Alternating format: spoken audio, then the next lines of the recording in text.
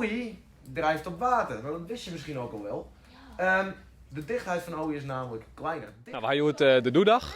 En ja, eigenlijk gewoon het belangrijkste is voor u dat eigenlijk de leerlingen uit de omjouwing van alle basisscholen de kans hebben om scholen even van binnen te zien. En hoe wij de dingen ompakken en hoe wij ons onderwijs ombieden. Dat ze een beetje sfeer wat priogen en beeld krijgen van uw scholen. Er wie genoeg animo en de band die er nou goed mee. Ik ga al even wat rondzoeken en bij Adris kunnen bezig met de atlas, de dingen opziekje en daar in een quizvorm. Bij scheikunde zeg ik al wat proefjes en wat vlammen, dus dat is ook altijd wel leuk om zien te laten hoe wij dat hier doen. En zo hebben we eigenlijk voor alle vakken wat. Ja, ik vond geschiedenis wel leuk, maar ook drama vond ik ook wel leuk. Maar het is ook niet zo'n hele grote school waardoor je niet heel veel hoeft te lopen. Geschiedenis.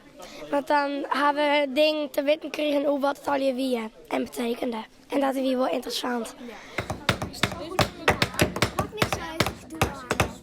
Het programma van deze mannen is 3 keer echt een vakles. En de 4e les is dan eigenlijk een soort presentatie over de scholen. En daarin nemen we dus echt de Dalton-principes mee en hoe wij de bands juggen die hier op scholen komen. En op die manier proberen we dus uw te letten. Want op het Dalton durven ze het krek wat oor, zoals op oren kwamen.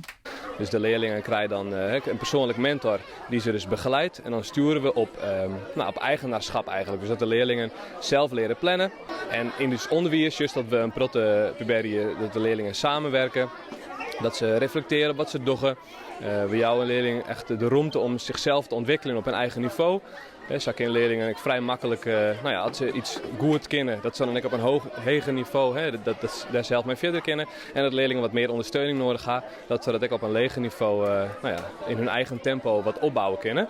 En zo brengen we eigenlijk iedereen op gepersonaliseerde wijze naar een diploma. Dat is het doel. En zou je meer naar scholen willen? Ja. Ja, je bent er al helemaal uit. Waarom zou je heen willen?